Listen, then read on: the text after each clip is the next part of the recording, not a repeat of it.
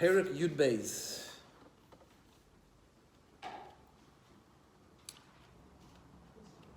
Right? If you're reading these red Tanya, on page 32, the 12th chapter. Now starts a very key part of Tanya. I mean, they're all key parts, but a new section, so to speak. So, the Alter Rebbe, again, like I always say, the book is about the Benoni. The Alter Rebbe explained the two neshamas, the two souls. He explained the 10 components of each soul. Then he explained how the Nefesh Habamis works, Nefesh Elokis. And in the last 2 weeks, we explained in each chapter Yud and Yud Aleph, 10 and 11, what the true definition of a tzaddik is and what the true definition of a rasha is. And in each one, there's two levels. There's a perfect tzaddik, imperfect tzaddik, perfect rasha, imperfect rasha, and a little bit different, but that's what we did. All this was a lead-up, really, to what we're going to start learning now, which is the Benoni. So what is the Benoni? So, let's just give a little introduction. On the one hand, the Benoni is someone, as the Alter Rebbe really alluded to, or actually not just alluded, he said it quite clearly in the first parak, that a Benoni is someone that doesn't do anything wrong. Right?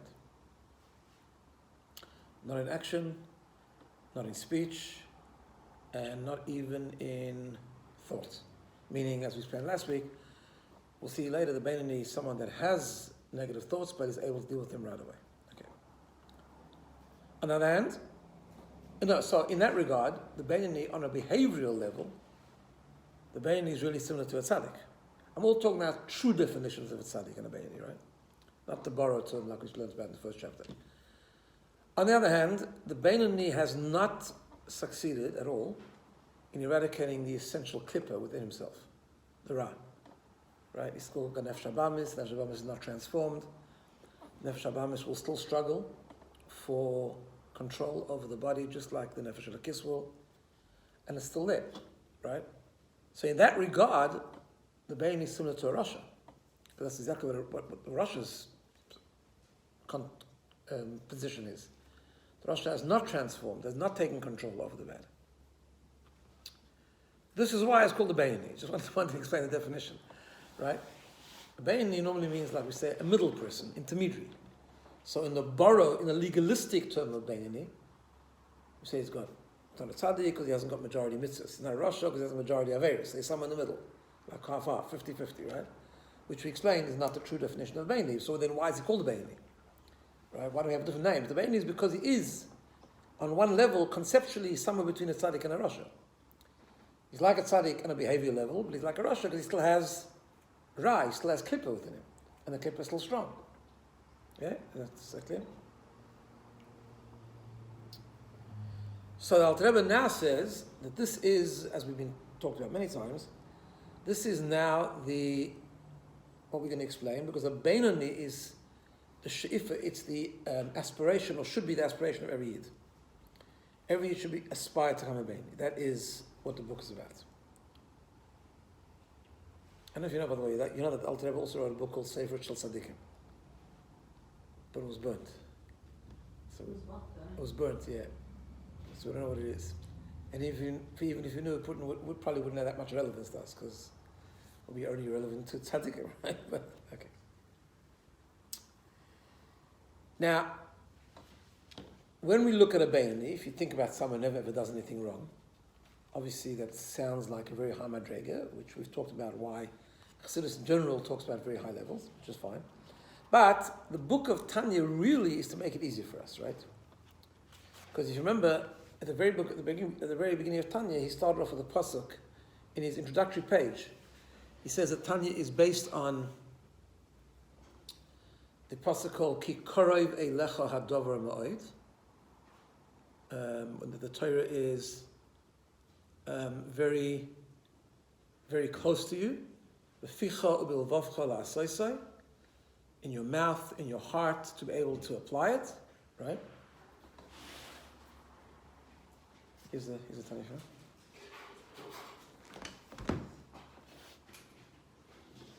Should be another one somewhere.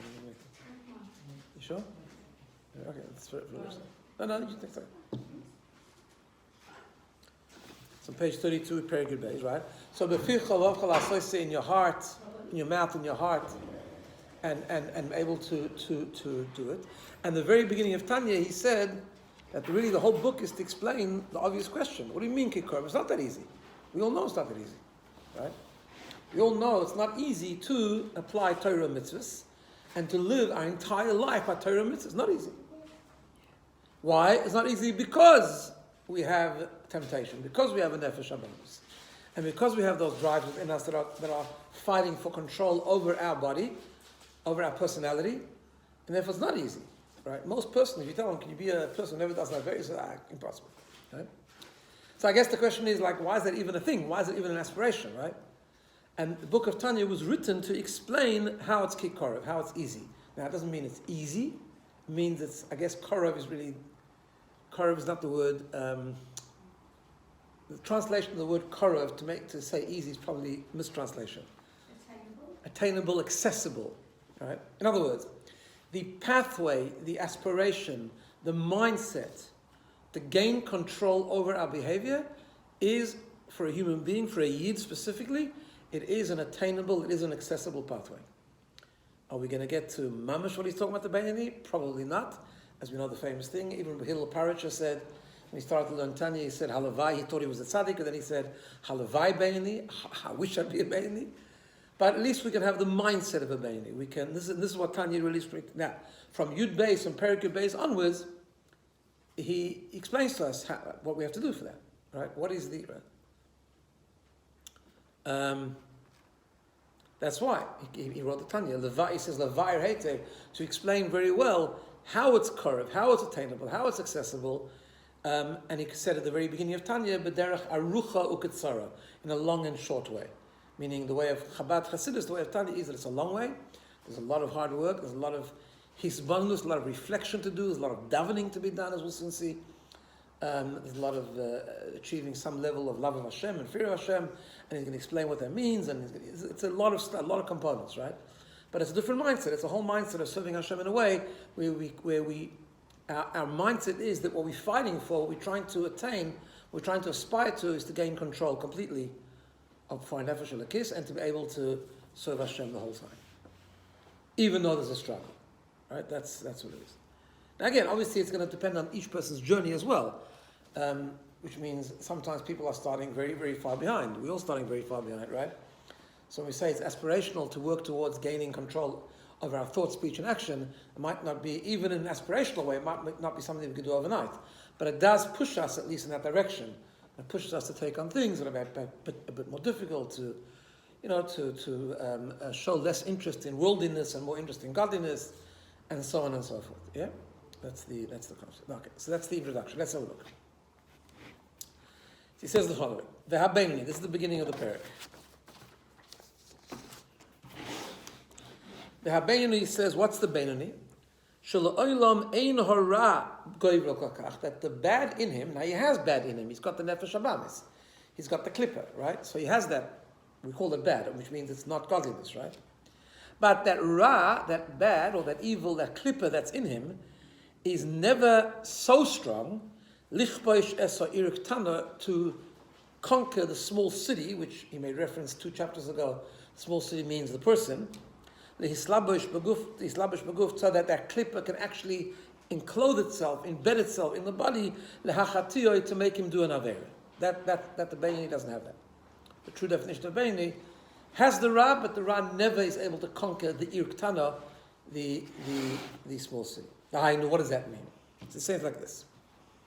I just want to remind you about something so we get it clear. I mentioned it quickly last week and the week before, but I want to just do it I want to just clarify. There's a concept of each nefesh, meaning the nefesh habamis and the nefesh elokis, have 10 powers, right? The 10 powers are 3 intellectual powers, chacham and das, and the 7 emotions, chesed, gvura, tiferes, etc., until malchus, right? We also explained that by nefesh elokis, the main driver is the intellectual power, because that's the insight, nefesh elokis. In the animal souls, the other way around, the main driver is the emotional. Okay, but that's raw intellect and raw emotions. But every neshama needs a way to express that. How do you express that emotion? Emotion is an intrinsic feeling. Intellectual is an intrinsic idea. How's it expressed, right? It's a nuanced thing, especially with the first one I'm going to say. So we explained that we have three levushim, three garments. That's machshava, dibur, and maisa. Thought, speech, and action. Right? Now, speech and action is very easy to understand, that they separate from the 10 powers, right? So if I have an idea, a seichel, intellectual concepts in my mind, yeah? If I don't speak it, then it's not expressed. If I don't share it with you, I didn't talk about it, right? If I don't do anything about it, I haven't actioned it. So it means that my idea or my emotion has not been expressed in speech and in action. The part that's a bit harder to understand is thought. Because thought is inseparable from what I am, right? You say, if I have an intellectual idea, well, obviously I'm thinking about it. It's actually not true. The two things, it's difficult to understand, but the two things are actually separable. In other words, my raw intellect and my thinking about the idea are two separate things. They bound up, they become one, but they are two separate things. The idea is the intrinsic intellectual concept that I have the ability to create or to understand or to process. The thought is the mechanism through which I process it. You understand? So thought is not intellect.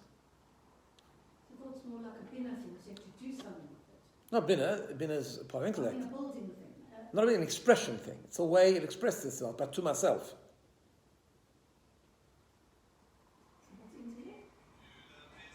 Is the ability to think, but it's not thinking and thought. The ability to have an idea, so the ability to understand. In other words, like this. That's why it's hard to understand it, because it's not. They have to come together, but nevertheless they are different. What I'm trying to say is, if I have a temptation suddenly, it's right, or an idea, I'm gonna go next door and rob the store. God forbid, right? The idea is the idea to rob the store. It's not the I think about it is the way I express that idea. But they actually, in theory, are two separate things. Which is why the Benoni, the Benoni doesn't express any bad in his three garments: thought, speech, and action. In thought, it's a little bit different, because in thought, he has the initial thought, but he doesn't process it, he doesn't maintain it. He can't not have the initial thought, because as soon as I have an idea, it's going to come into my thought, obviously. I can block it from coming into my speech altogether. I can block it from coming into action altogether. But I can't block it from initially coming into my thought, because they are sort of inseparable, but they're two separate things. But I can kick the idea out of my thought if I want to. But if you entertain the thought, it's actually an avera. It's actually a non-service of God. And the Benoni doesn't serve God. Okay, but it's not considered an avera yet. Well, that's the thing. You see, what we're going to learn is like this, right? As we've learned already. When we say an avera, when we talk about the Benoni never doing something wrong, I mean, we'll come to it in a second. Okay, let me say that. When we say the Benoni not doing something wrong, it doesn't only mean he doesn't do averos. It doesn't only mean that he keeps Shulchan Aruch, which, by the way, is an incredible achievement, right? To keep the whole Shulchan Aruch is an incredible achievement. But that's not enough for a Benoni, a true Benoni. Because serving Hashem means we have to serve Hashem in everything we do. So, for example, a Benoni also won't eat excessively, he won't eat indulgently, right? And he also won't entertain thoughts. Now, some thoughts, you ask about Avera. Some thoughts are outright Averas. If a person thinks promiscuous thought, for example, if it entertains them, that's an Avera. The Torah says it's an Avera. If you think thoughts of Avodah Zorah, that's an Avera. We said every day in Shema, do not follow your eyes and your heart and your eyes. What part of that the Rambam says is processing heretical thoughts. Which is why, according to the Rambam, it's actually forbidden to read idol worship literature. Right? Do you know that? It's actually an interesting thing, right? Unless the only time that's mutter is for a person needs to do it, then he has to get a special heter from a rabbi to do it. If a person needs to do it in order to know how to fight it, right? Like it's actually forbidden to read the New Testament, for example, right? There are rabbis that have done that because their whole mission is fighting missionary or whatever. Okay, but I'm saying or any other apicursus radical thoughts. But okay, so those thoughts are actually an avera. But there are other thoughts, for example. If a person is wasting time, he's just entertaining, I don't know, idle thoughts, right? The Benoni wouldn't do that because everything he does is serve Hashem. Might be tempted to do that, but again, we're going to talk, whenever we talk Benoni, we're going to talk Benoni in absolute terms, okay? Because that's what we're learning the definition of. But the idea is that you're in control of your thought, speech, and action. But with thought, it's a bit different to speech and action, as we'll learn, because thought, the initial thought will always be there. When you're plotting, God forbid, to rob the store next door, that's just an absence of kedusha. It's not actually an avera. Right, so exactly. But nevertheless, well, not only absolute Benoni, every youth should push that thought out of their mind right away. Right? I'm bringing that example to show that we can relate to that, right? We can relate that if you have a thought to go and steal something from a store, you shouldn't entertain that thought, even as a thought. But it'll come into our mind if that's what we're holding, if that's what the Nefesh Abam is able to do, to push it into our mind, it will. And initially it'll be in our thought because you can't separate thought from ideas, although they are separate. But because they're separate, the thought might remain in the recesses of our mind, but we have the power to push it out of our thought. Okay. Let's see how he says it inside.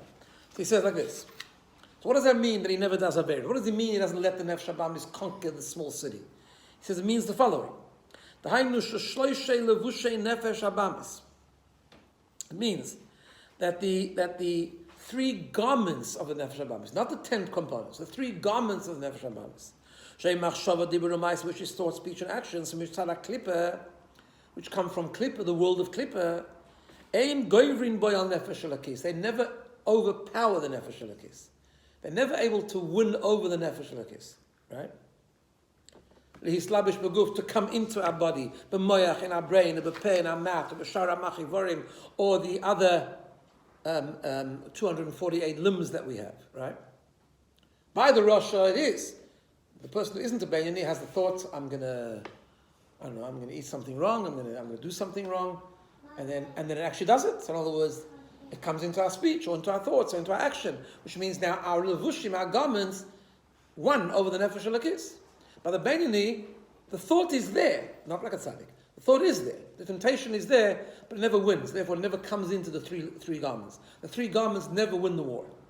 That's what it means.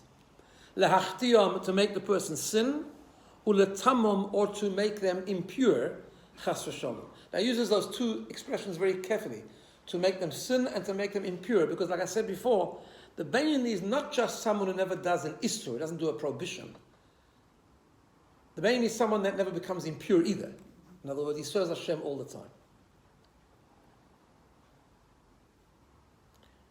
Because ultimately, one of the mitzvahs of the Torah, as we know, I'll give you an example of this. One of the mitzvahs of the Torah is in Parshas Kedoshim, we say, Kadesh Atzmei B'Mutalach, that you have to sanctify ourselves in things that are permissible, right? The Ramban, the famous Ramban, where the Torah says you shall be holy, and the Mefarshim ask, what kind of mitzvah is this to be holy? What does it mean? How do I be holy? Right? There are many different interpretations, but right, there's a mitzvah in the Torah to be holy, right? So how do I be holy? Like, what do you do to be holy? I understand the mitzvah put on tefillin, I get that, light Shabbos candles, right? But what do I need to do? So the Ramban says, or the Chazal say, and the Ramban explains it, Kaddish atzim mutala, you've got to be sanctify yourselves even in things which are not averis. For example, like food, right? So we can, like the Ramban says, a famous lashon. It's a very, very sharp expression. He says a person can be a novel b'reshus haTorah. It can be a novel means like a low life with the permission of the Torah. That's what it means. Don't be a novel b'reshus haTorah. What does that mean? It means you can go to, you can have the best hechsher, and it can have 3 hechsherim on it. It could be Cholav Yisrael and glat kosher and everything like that. But you being a novel, I'm a glutton. That's all, right? Best hechsher, but it's a glutton, right? And that's the Torah says. That's not being holy, right? So ultimately, therefore, if a person does a dvar heter, if a person does something that's mutter, but he's being a novel, he's being a coarse materialistic person. Ultimately, that's also against the Torah. It's not like we said it's a Benoni only not just do something Isra. Ultimately, that it becomes an Isra as well, right? Like we learned before, it comes down into it was Klippas Noiga, but it descends into the Klippas, in the complete Klippa, right? As we learned before. Okay. So therefore, what does happen with the Benoni? He says, he continues, Rak shloisha levushay nefesh elokis. But the 3 garments of the nefesh elokis, heim levadam mislapshim beguf. They are the only levushim. In other words, like this. The nefesh abamis' 10 powers is still there. The nefesh elokis 10 powers are still there. It hasn't transformed anything. Right? The raw urge of the nefesh abamis and the raw urge of the nefesh elokis is there. And therefore there's still a battle. But there's only one set of levushim. There's only one set of garments. And that is, he says, the 3 levushim of the nefesh elokis, heim levadam mislapshim beguf. They alone are able to enter the body. Shei machshava, dibur, umaisa, which they are the thought, speech, and action, shel nefesh of mitzvah, shel taryag mitzvah Torah, of the of the mitzvahs of the Torah, right? The 613 mitzvahs of the Torah. Right? Therefore, he says, but the Ovar Aveira Miyom, now I have to understand this next expression, it's a very, very interesting expression. He says, well, the Ovar Aveira Miyomov, the Benoni never did an Aveira, the Gam lo Yavor lo Olam, and it never will do an Aveira. Now, both those expressions are problematic. Right? What do you mean he never did an Aveira, never will do an Aveira? What does that mean? First of all, you say if a person never did an Aveira, then that's it. A person becomes Baran Bas Mitzvah and did one Aveira, that's it. He's now lost hope of ever being a Benoni, ever. Right? And that's not true. Because later on, the Alter Rebbe has an expression where he says that a person has the power to be a Benoni, b'chol eis or b'chol shah. At any moment, a person can become a Benoni. So what does it mean, never did an Aveira? Right? Because later on, he's going to give us a whole strategy of how, through positive thinking and through sharp thinking and through cheshbon hanefesh and through tshuva and through all sorts of things, he's going to give us a whole strategy of how we get the nefesh habamis under control. Meaning, at least in a solution, right? Which means we're talking about a person that up to now doesn't have it under control. We're not talking about a 10-year-old that's learning Tanya. We're talking about a 25-year-old that's learning Tanya or an adult learning Tanya, right? So obviously it doesn't mean that. And also, what does it mean you never will do an Aveira? How can you ever guarantee a person will never do an Aveira? You know, one of the fundamentals of Judaism is that a person has free choice. The Chazal tell us even about Yochanan Kohen Gadol. Right? This is not common, but there was a person called Yochanan Kohen Gadol. He was a Kohen Gadol, which means he was a big tzaddik, a big person, right? Holy person. For 80 years. He was a Kohen Gadol for 80 years. Now, you don't get to become a Kohen Gadol for 80 years if you're not special. They were in the second Beis HaMikdash, they were Kohanim Gedolim who went so good, but they didn't last more than a year, because when they went to the Kodesh HaKadoshim, they went to the Holy of Holies on Yom Kippur, they didn't last very long, right? Because the holiness was too strong for them. They weren't a vessel for it. That's why in the second Beis HaMikdash, which stood for 420 years, there were 300 Kohanim Gedolim, because most of them didn't last more than 1 year, right? But Yochanan Kohen Gadol did. Yochanan Kohen Gadol lasted 80 years. So obviously, every time he went to the Kodesh HaKadoshim, he was okay. And after 80 years, he became a tzaddik, he became a heretic. That's not common. The Gemara also tells us about Acher in the Masechet Chagiga. There was a great tzaddik called Acher. I've mentioned him many times. He was the Rebbe, he was the teacher of Rabbi when he was a great person. And he became an Apikoros, right?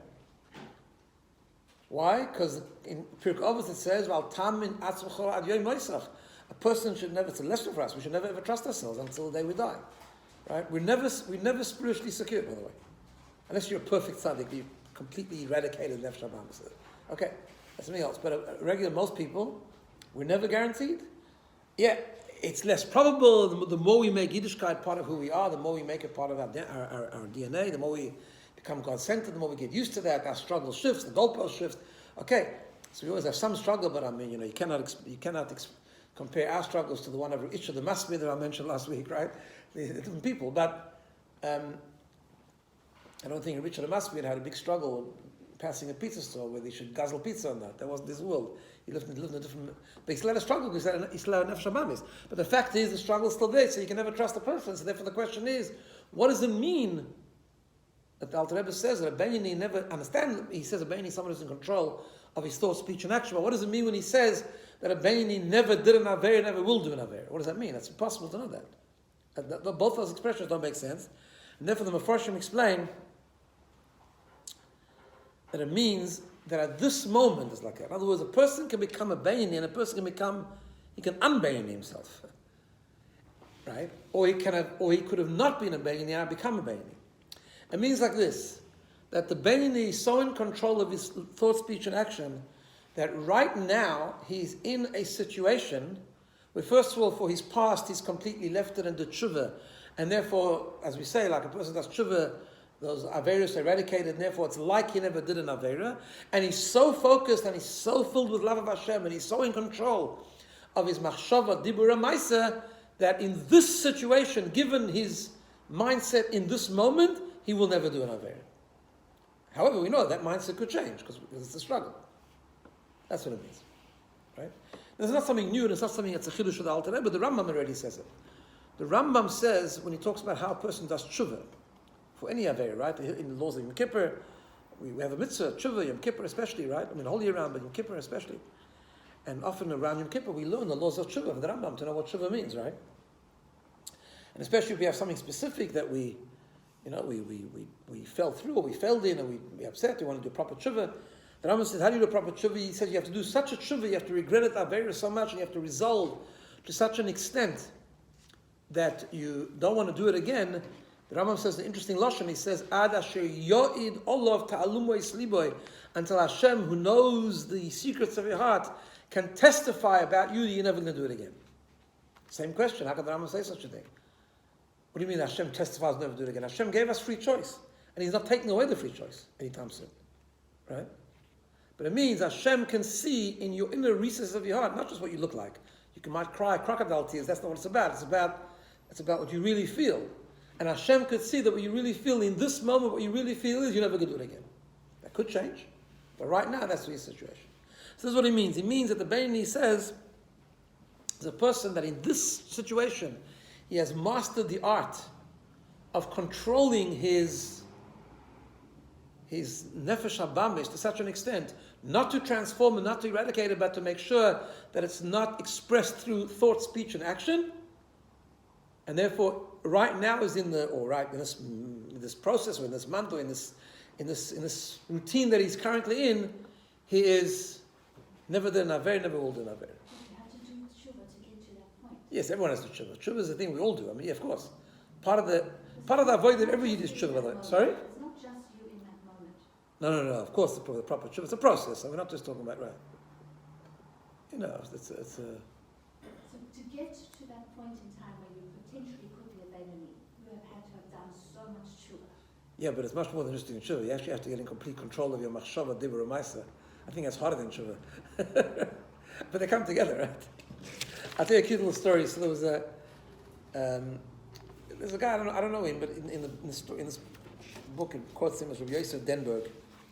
But he learned, when he was 12 years old, he learned there was a famous mashpia in France called Reb Nissen Nemenov. Nissen Nemenov was a very high madrega. He was a Yid. I heard my father didn't learn by him. My father knew him. He used to tell stories. He was a big chassid of the previous Rebbe and the Rebbe. And he used to daven every day for a few hours, and he would teach, and he was the whole day busy with Avodas Hashem. He used to talk a lot about Kabbalah, about discipline. This was his big thing. And apparently the previous Rebbe said about him, I think it was the previous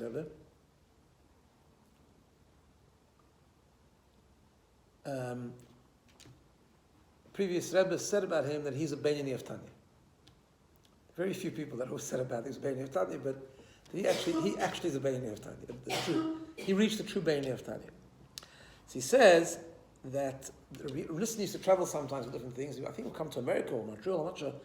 He would stay in this person's house. And among the kids of the house, there was like a roster. Every time there would be a different kid that would stay in the room, a different boy, I guess, that would stay in the room as listen to help him out or whatever the case is. So he says, one time my turn came. So I thought, that's great. That means it gives me a bit of an opportunity to speak to him, listen, and to ask him a question. So he said, I asked him, so he said, what I did was, I was a Chassidish kid and I was learning Tanya. And I turned to him, listen, I said, you think in our generation it's possible to be a Benoni? You learn about a Benoni, you think it's possible? So Rishon turned to him and he said like this, tell me, he says, can you not do anything wrong for 1 minute? He said, yeah, I could. He says, for sure. He says, can you for 1 minute not say anything wrong? He said, yeah. And he said, you think that even for the 1 minute you can protect yourself not having bad thoughts? He said, yeah, I think I can do that.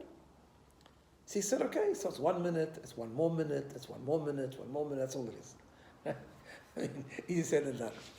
But it's an interesting perspective. You're saying that you have to, this is told long before modern mindfulness, right? In other words, you're asking a question, which is it's a good idea to think about it this way. You ask me a question, can I be a Benoni? What for the next, I'm Ritz Hashem, I'll live another, I don't know how many years, whatever. Each person at their age can make a cheshbon until 120, how many years they can live. You think, boy, for the next 60 years, I'm not going to do anything wrong.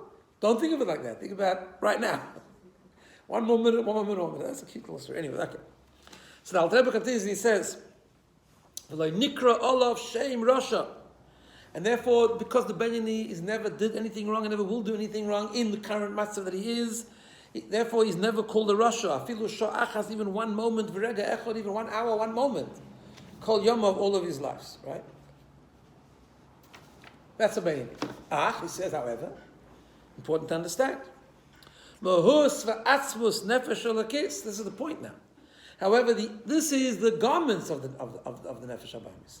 But let's understand that by a Benoni, the essence of the nefesh halakis, which are the 10 levels, the 10 components, right? They are not the only ones that have hamelucha v'hamemshala b'iktana. They're not the only ones that have complete control in the small city, in the human being. That's the difference between Benoni and a tzaddik. Yeah? In other words, the nefesh halakis has ultimate control, yes, right? But nefesh halakis has not exclusively conquered the person.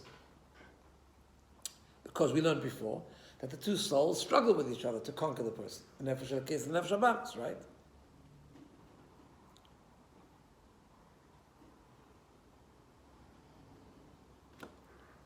Okay. But by the Benoni, that doesn't happen. The Benoni's nefesh habamis is still there. However, now he continues a very interesting thing. He says, Ki'im be'itim mezumanim. With the Benoni, there are times that he has fully conquered the nefesh habamis. K'moi b'shas kriya shema b'tfila. Like the times of Shema and Shemona Esrei. Now this will be elaborated on later, but I'll explain to you what this is talking about. Part of the key to be a Benoni is proper davening. This is something that comes later, all right? Because it appears, what Alter Rebbe explains, that in order to, in other words, like this. First of all, what does that mean? Okay, let me just go another line or so, and I'll explain. Shehu shas moichem de gadlus l'mayla. Because when a person davens properly, or says Shema properly, right? It's a time of great revelation above, and it's called Moichen the Gadlush. I'm not getting into now. I mean, it's like a broadening of the brain, and there's a sort of an insight that flows during times, holy times like davening and learning, or davening particularly, right? That is strong, and the energy is present and works during davening, right?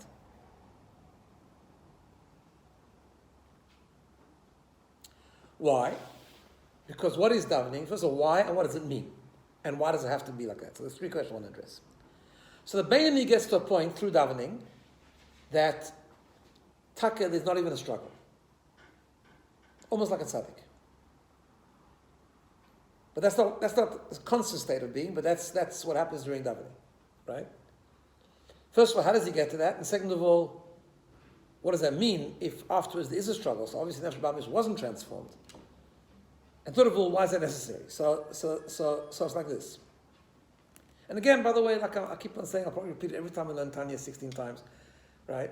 Even though none of us are going to get to this, but it's important because if we learn about this, it will change our davening. Because davening has an effect on every person. We shouldn't fool ourselves, not that we're going to reach the madregas that we're talking about here, right? Some people think we can read this period of Tanya and we're davening like Rabbi Nissen Nemanov. We're not davening like Rabbi Nissen Nemanov or like Isha the Masmid. None of us. I'm sorry to, I don't mean to judge anyone, but my fair guess is no one in this room is going to get to madrega of davening, not of Rabbi Avram Paris, and not Nissen Nemanov, not Isha the Masmid, all these big people who are famous for their davening, right? And I'll tell you something interesting. The Rebbe Rashab, who made the yeshiva of Tomchei Tzmimim, right? Tomchei Tzmimim was 3 Rebbes ago, right? He made the Lubavitch yeshiva in the city of Lubavitch called Tomchei Tzmimim. And at the beginning, it was a very selective yeshiva. He only took certain bachrim. He wanted to establish it very, very strongly. Up until then, there wasn't a formal Lubavitch yeshiva. I mean, people used to come to the city of Lubavitch. They used to learn Chassidus, but there wasn't a yeshiva where they learned the revealed part of Torah and Chassidus. And there was a tremendous emphasis on davening. He took some really heavy-duty people and trained them like really, really well. Right? So I tell a story that I'll get to the three questions in a minute. But I tell a story like this. I heard this from my father-in-law many times. That there was a time that in Lubavitch there were 300 bochrim, there were 300 students in the yeshiva. All used to daven, there was focus on davening, so the minyan used to take place every morning, and there were 300 bochrim, they were very dumb, very nasty. But there were like 30 bochrim who would daven beyond the minyan. They would actually have permission, they would go to a separate room, and they would continue davening for hours. In the month of Elul, that number raised, and many of the bochrim used to daven more like 100 out of the 300. Okay. One time, it was after the minyan had finished, and there was a whole group of bochrim davening in the special room, and they were very steeped in their service of Hashem. Let's say there was like 30 of them, and the Rebbe Rashab walked in. And most of them noticed that the Rebbe Rashab walked in, and they froze. Like, the Rashab walked in, so they stopped davening. There were only two bochrim who didn't. I've forgotten the second one, but the first one's name was David Horadaka. David Horadaka was a very, very great tzaddik. I probably shouldn't call him a tzaddik, because he wouldn't like me calling him that. But he was probably a Benoni, right? And his davening was fire, it was absolutely fire. Right? So much so that he was completely in a different world when he was davening, and he didn't even notice that the Rebbe Rashab walked in. And the Rebbe Rashab said that for those two bochrim who didn't notice that he came in, it was worth the whole yeshiva, paid off all the expenses, the rest is all profit. Those two bochrim, that's it. For that, expenses covered just for those two bochrim, right? What was going on with David? By the way, that same Rav David Horadaka, when he was on his deathbed, he was very close to his patira. Someone walked over to him and said to him, "Nu Reb David, the Greicht Avas Hashem. Did you reach the level of Avas Hashem, of loving Hashem, the true level of loving Hashem?" So it was very hard for him to deny it, but he didn't want to agree with it either. Because Chassidim, as I said, never took themselves seriously. He didn't want to say, yes, because they thought nothing of themselves, right? But he couldn't deny it really, so he said, "No, a kitzel giton." He says, a little tickle maybe. Like a little bit maybe. Anyway, but he did, right? Why? Because what is davening? And Al-Tareb is going to elaborate on this later. And this is, we'll see why it's an important part of the Benoni in a second. Davening is, the Gemara says, how do we know what davening is? Davening has a halachic definition and a conceptual definition. So, halachic definition of davening, when I say davening, I mean the Shemona Esra, the Amidah, is bakosha srochav, is asking Hashem your needs, like, right? But the Gemara doesn't really say that. The Gemara says it, of course, and that's the Rambam's definition of davening also. And you have to daven, and you should understand what you need and daven for it. But the process of davening, the idea of davening, the essence of davening is something completely different, which includes not the Shemona Esra, includes everything leading up to the Shemona Esra, which is that the Gemara says, how do we know you have to daven? The Gemara says, "Ula avdai b'chol levavchem." You have to serve Hashem with all your heart. Says the Gemara, "A zehu avodah shebalev." What is a heart service? How do you serve Hashem with your heart? Davening. Davening is a time to emotionally connect to Hashem, right? So davening is the time where we are supposed to connect to this concept of Avas Hashem, loving God. Loving God doesn't just mean, by the way, if you ask every Yid, "Do you love God?" Of course I love God. I mean, he keeps me alive, he does good things for me, he's a good friend of mine. That's not called loving Hashem. Loving Hashem means, like a romance, to love Hashem, to feel love of Hashem, right? That's a very difficult thing to feel.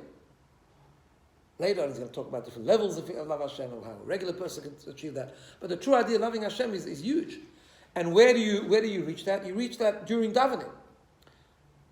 Preparation for davening, thinking about Hashem, thinking about the words, thinking about the greatness of Hashem. If you look at the structure of davening, there's a whole bunch of sections where we praise Hashem, where we talk about the Malachim praising Hashem. And then eventually we get to Shema Yisrael, where we really connect to this idea there's only one real reality, Hashem Echad. And then we say, "V'haftas Hashem alakecha," you should love Hashem your God, right? Doesn't just fall to davening in that place randomly. It's there for a reason. It's a build-up, right? Now, someone like Rabbi David Horadaka or Rabbi Nissen Nemanov, who real Benoni of Tanya, when they daven, they connect to love of Hashem.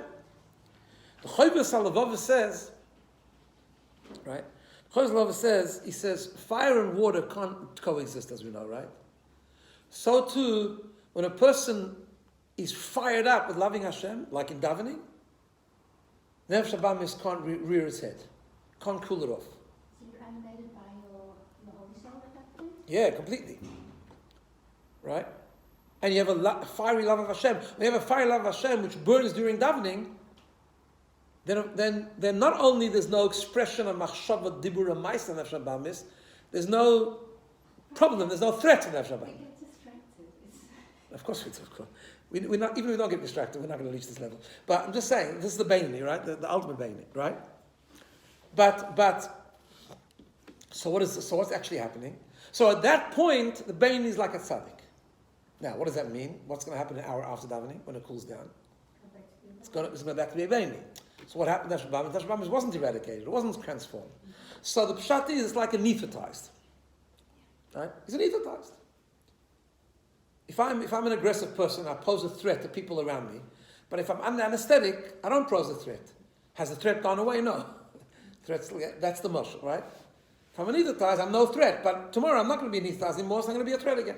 It's the same thing. The Benoni has moments like a tzaddik where the Nefesh Habamis hasn't disappeared, but for functionality purposes, for all intents and purposes, it is like a tzaddik. It doesn't pose any threat anymore. There's no struggle.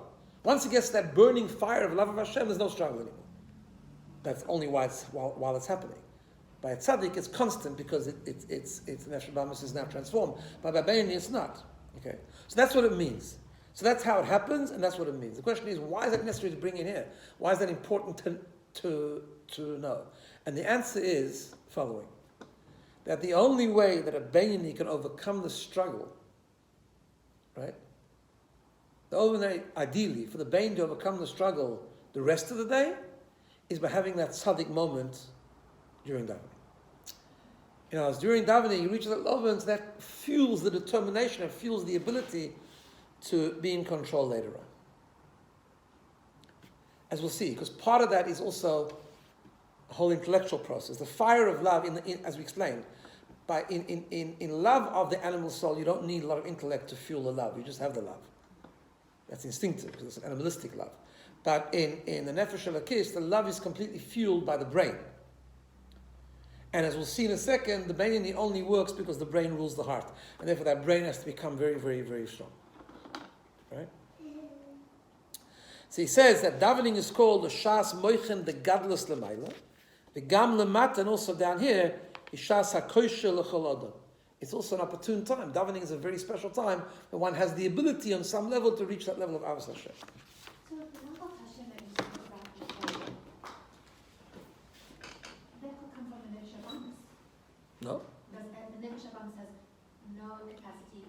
By a tzaddik it has. It can be channeled. By Benoni too, in some way, and a little bit can be channeled, but not in its ultimate level.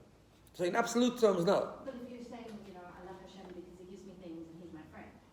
Yeah, but that's not real love of That's Hashem. still coming from the... No, but that's actually not real love of Hashem. That's not. I'm saying it's not love of Hashem. We're So talking that about is with coming davening. from the Nefesh Habamis. You love Hashem because you love Hashem, because he's the only thing. He's the only reality, that's why. And I'm nothing. And I'm just part of his reality. That's how real love Hashem is, right? But after davening he says, Bistalkas HaMoichen the Gadlus and Tzom Baruch Hu, when that great revelation of broadening the brain goes away. Then the bad comes back in the left ventricle, with the Nefesh Habamis. When he has the struggle of having some passion and some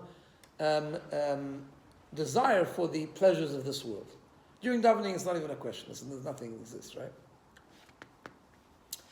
Now again, are we going to reach this level? No, but it doesn't mean that we don't put what this is supposed to be, and not this, and lots of other Tanya and many other books of Hasidus. Part of Hasidus, part of the process of serving Hashem and making ourselves God-centered, is an emphasis on davening, without a question. And kavanah in davening. Now, every person that can mean something different, right? So, in other words, what we learn from here is the importance of avodas hatfilah, the importance of davening properly. For some people, that just might mean one paragraph concentrating for 60 seconds. Doesn't matter. But the davening has an effect on our day. There's no question. Great davening of the Benoni has a great impact on the day. But actually, this is in the aspirational Benoni, in all of us, all these things are still true. The way we daven will affect the aspiration the rest of the day. So it is important. Davening is important, right? So he says like this. So the rest of the day, he will come back, right? He will come back, and the Nefesh Habamis will make a comeback, and the Nefesh Habamis will introduce the struggle and will be a threat. And will introduce some struggle. each person according to their journey. Even a big Benoni, there will be some struggle to say the wrong thing, to do the wrong thing, to eat the wrong thing, whatever the case is, right? However, by the Benoni, what happens is, and because of what happened during davening, when there is the struggle, because the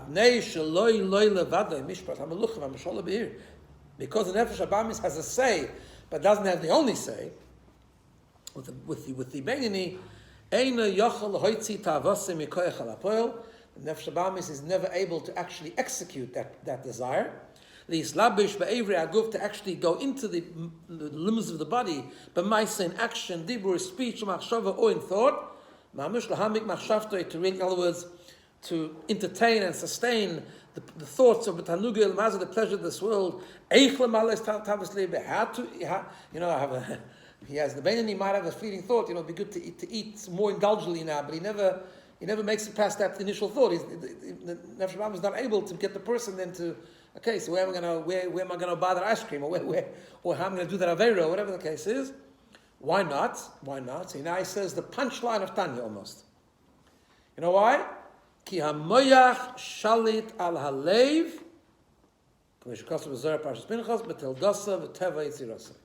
because the brain can control the heart, is part of the natural nature of the person.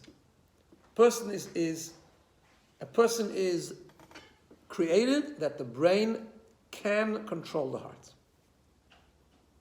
which, by the way, is a natural thing for all people. But what it means to the Benoni is that what the brain tells the Benoni, which is the Nefesh Elokis, obviously, the Nefesh Elokis headquarters in the brain, ultimately, we have the ability for what the brain is telling us from our Nefesh Elokis, we have control to control what the heart of the Nefesh Abamis is telling us. Right? So, brain controlling the heart means the Nefesh Abamis expresses itself through the heart initially. That's the headquarters, right? The impulsivity, the instinctiveness of the Nefesh Abamis is in the heart. So that initial fire of Nefesh Abamis that says, okay, it's time to go and do something that's not godliness, the Nefesh won't be by the Benoni, won't be able to be expressed because the brain controls the heart, and the brain is what the Nefesh Elokis is telling the Benoni, and the fired up brain, and the love of Hashem, and so on and so forth, right? This is one of the fundaments of Tanya. It's going to come up quite a bit in the next few chapters. This idea of moyach shalit al halev, the brain controlling the heart. And this is something we have to tell ourselves the whole time. At the end of the day, we have a choice. And we have a choice to do the right thing. Why? Temptation might be very strong, but temptation is coming from the heart. It's an instinctive Nefesh Abamis heart expression. And we have the capability to control ourselves. It might be hard, might be discipline, and the next chapter of Tanya is going to explain how we make it a bit easier, love of Hashem, and hidden love of Hashem, and all sorts of other things, but that's what it is. Right? I'll just tell you a nice little story, a famous story, about a person, a chassid of the Alter Rebbe called Moshe Meislish of Vilna. And he said that the aleph base of Tanya, the core of Tanya, saved his life. What happened?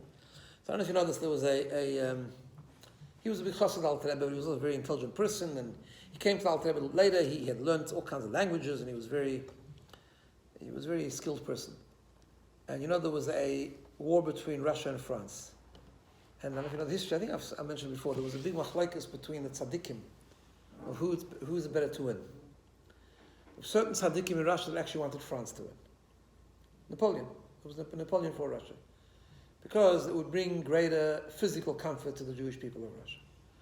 Alter Rebbe felt the time is not right. What's going to happen is, which later on happened actually, but not in the time of Alter Rebbe, but what's going to happen is, if France wins, the freedom of France is going to bring with it heresy and shedding the yoke of religion, and it's going to be spiritually very bad, right, for the Jewish people. Even though he knew it was tough in Russia, but he felt at the time that's how it has to remain. Because it was under the Tsar wasn't a great friend or anything, but so the Alter Rebbe, spiritually and physically, strategically, did everything to make sure that Russia should win, and Russia actually won it then, right? One of the things was, he took this from Moshe Meislish, and Alter Rebbe actually helped the government of Russia at the time to win the war. This from Moshe Meislish, he sent him in to France to be a spy for the Russians. He was a very, very skilled person, and he managed to penetrate quite high levels of military levels over there. And one day he was sitting in a room with some big machas, and they were looking at maps. So he was getting intelligence, basically, right? And suddenly the door burst in, and Napoleon came in. And Napoleon says, "There's a spy in this room." Everyone denied it, of course. He said, "I'm going to find out who it is." And he decided he's going to go and put his ear to the hearts of every person, because someone who's really scared, the heart beats very, very strong, right? And he passed from Moshe Meislish, and nothing happened. They asked Moshe Meislish, "How's that possible?" He said, because ever since he became a chassid of Alter Rebbe, he trained himself, moyach shalt al alev, that the mind rules the heart. And it came to such a point that he was able to control himself not to be scared, not that his heart shouldn't beat. And that's how he saved himself from that. So he said it saved his life. Even though that's not what it's meant in Tanya. Tanya is meant about serving Hashem, that the mind's messages can control the heart's temptations. But because he got used to that, he was in full control of his heart, and therefore it saved his. While we're on that story, I'll just tell you a quick little funny story. The Alter Rebbe among his colleagues, the Alter Rebbe was one of the Talmidim of the Mizritcha Maggid. But he came from a different part. He was more from Russia, from Lithuania. And although today we call Litvaks, is normally a term that we use for non-Hasidim, but actually the Alter Rebbe, who was the father of Chassidus Chabad, was actually among his peers, was called the Litvak. So one of the Rebbes that held that France should win was the Kozhin Samagid, a big tzaddik. And him and the Alter Rebbe both saw in heaven that when it comes to Rosh Hashanah, before the war was going to end, I don't know what these things mean. I'm just telling the story the way it is, but obviously they mean big things which we have no idea of. But they saw that whichever tzaddik is going to blow shofar it's going to be the first to blow shofar on Rosh Hashanah morning, he's going to prevail. He's going to prevail. His side will win. So the Kozhin Samagid got up very early, and at the crack of dawn he started Shachris, and he said he could have him quicker that day. So he should be able to get, he had a minion with him, he was able to get to the shofar as quick as possible, so he should beat the Alter Rebbe. What did the Alter Rebbe do? He got up in the morning, took a shofar, and he blew, before davening. So the Kozhin Samagid heard about it, he said, "The Litvak chap miyat." Anyways, I don't know what the story means, but it's a cute story. All right, now, he introduces this idea of the brain controlling the heart, and this is what we're going to go into next, and this is the second part of the chapter, which we'll go into next week in Mr. Hashem. Okay? Thank you.